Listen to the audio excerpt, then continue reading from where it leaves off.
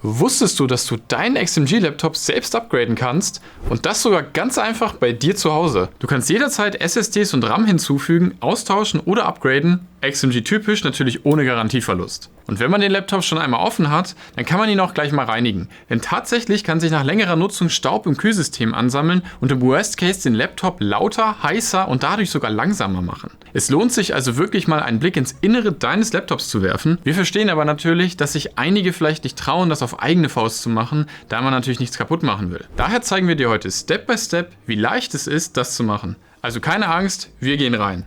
Zuerst ist es wichtig, die Utensilien zu organisieren, die dafür benötigt werden. Zum Aufschrauben nutzen wir einen PH0 Schraubendreher und empfehlen den auch allen, da dieser bei all unseren Schrauben passt. Bitte nutzt keinen zu dicken Schraubendreher, da sonst die Gefahr besteht, dass ihr die Schraubenköpfe kaputt macht. Wir haben euch einen PH0 Schraubendreher in der Videobeschreibung verlinkt.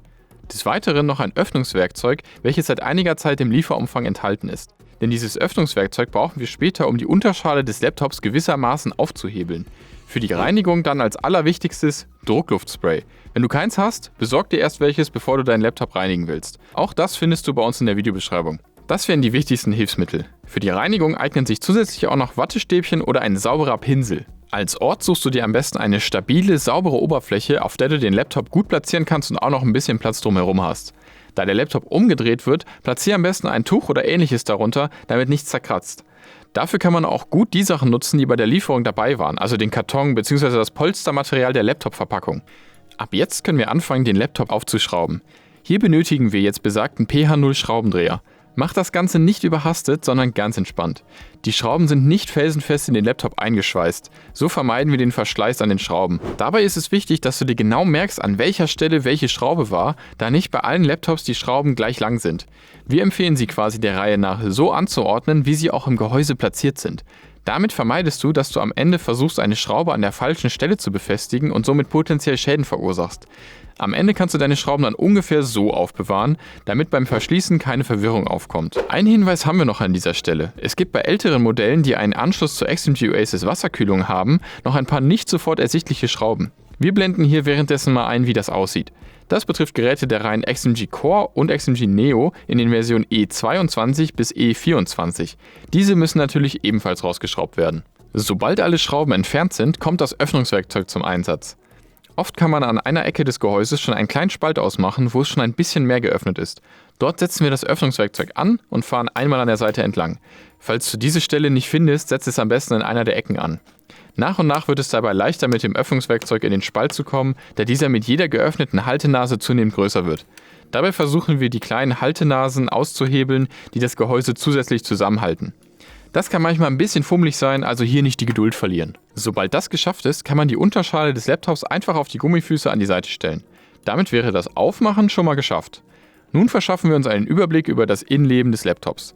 Dieses sieht natürlich von Modell zu Modell teilweise anders aus, unterscheidet sich in den meisten Fällen aber nicht wesentlich. Wir blenden hier auch nochmal ein paar andere Versionen ein, damit keiner verzweifeln muss, weil sein Laptop nicht exakt gleich wie dieses XMG Neo 16 hier aussieht. Im nächsten Schritt befassen wir uns damit, wie man SSD und RAM ganz einfach austauschen oder hinzufügen kann. Wichtig ist für alle Arbeiten im Laptop noch, dass man sich vorher erdet, damit man durch eine elektrische Entladung keine Schäden an der Hardware anrichtet. Außerdem empfehlen wir das Trennen des Akkukabels im Inneren des Laptops, um bei Berührung von Bordteilen mit leitfähigen Gegenständen, wie zum Beispiel Werkzeugen, Kurzschlüsse zu vermeiden. Das kann ein wenig Fingerspitzengefühl erfordern, je nachdem, wo das Kabel im Inneren langführt.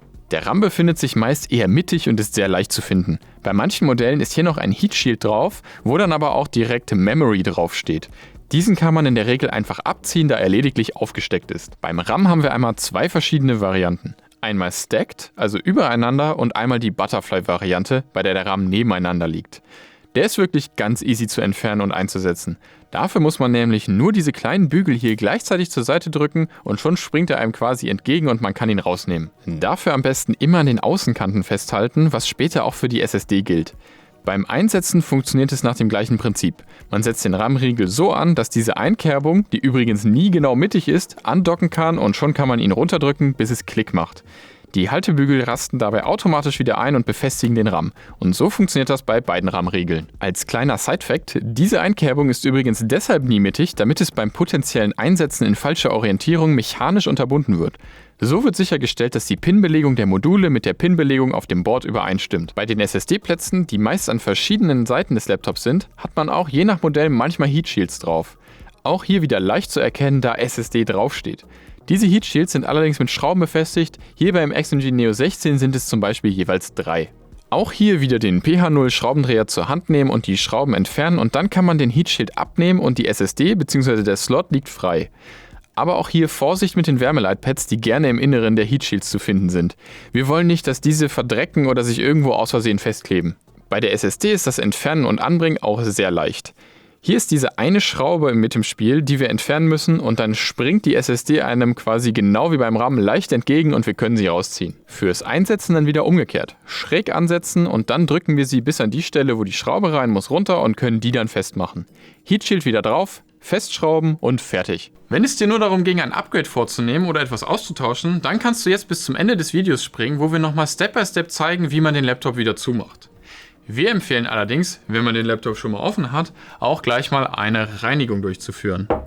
Denn wir kennen das doch alle. So ein Laptop lässt sich halt super an allen möglichen Standorten nutzen, auch abseits vom Gaming. Auf dem Sofa, im Bett oder auch in der Bahn. Allerdings ist nicht jeder Ort perfekt für die Lüftung geeignet und dann sammelt sich gerne mal schneller als gedacht Staub an. Aber das passiert auch so über Zeit, nur kann das halt leider auch dazu führen, dass das Kühlsystem nicht mehr auf 100% läuft und demnach auch die Leistung, Temperaturen und die Lautstärke darunter leiden.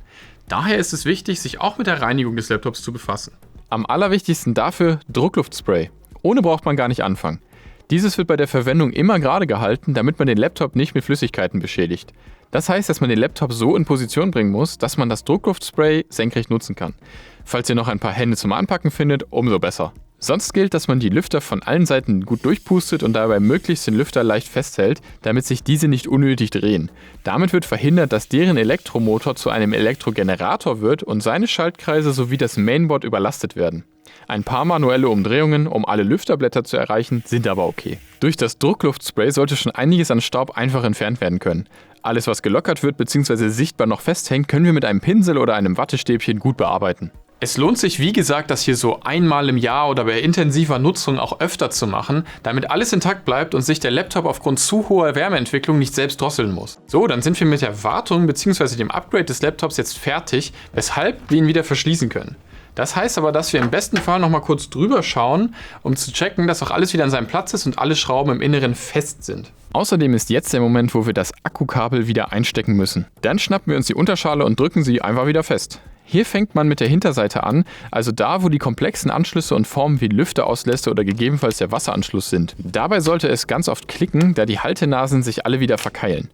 Da kann man am Ende auch nochmal an allen Seiten entlang gut draufdrücken, bevor man sich wieder an die Schrauben macht. Hier zeigt sich dann auch, ob man die Unterschale richtig wieder aufgesetzt hat, denn im Zweifel kann es dazu kommen, dass die Haltenasen nicht einrasten und dann ist das Gehäuse auch nicht fest verschlossen. Das würde man spätestens beim Versuch, die Schrauben wieder zu befestigen, merken, da es dann gegebenenfalls nicht richtig passt oder der Laptop trotz Zuschrauben noch einen Spalt geöffnet ist. Also erst gut überprüfen und in dem Fall startet man einfach nochmal in aller Ruhe, genau wie vorher beschrieben, von vorne. Als nächstes können wir dann wieder die Schrauben schön nach unserem Muster, welches wir zu Beginn aufgestellt haben, befestigen. Auch hier gilt es, das Ganze mit Bedacht zu machen. Die Schrauben nur senkrecht ansetzen und mit präziser Kraftanwendung eindrehen. Sobald ein Widerstand kommt, aufhören. Dadurch bleiben auch zukünftige Wartungen einfach, da man die Schraubenköpfe nicht unnötig verschleißt. Sobald alle Schrauben wieder drin sind, ist der Laptop wieder startklar. Falls an diesem Punkt aber noch weitere Probleme auftreten sollten bzw. sich vorhandene Probleme nicht gelöst haben, würden wir von weiteren Eingriffen abraten und empfehlen, sich an unseren Support unter unserer Hotline zu wenden, welche wir hier einblenden oder du auch auf unserer Website finden kannst. Landet auch alles in der Videobeschreibung. Ansonsten verweise ich an dieser Stelle gerne auch auf unsere Communities auf Discord und Reddit, wo du Hilfe von anderen Usern erhalten kannst. Wenn ihr sonst noch Fragen habt, ab damit in die Kommentare und danke fürs Zuschauen.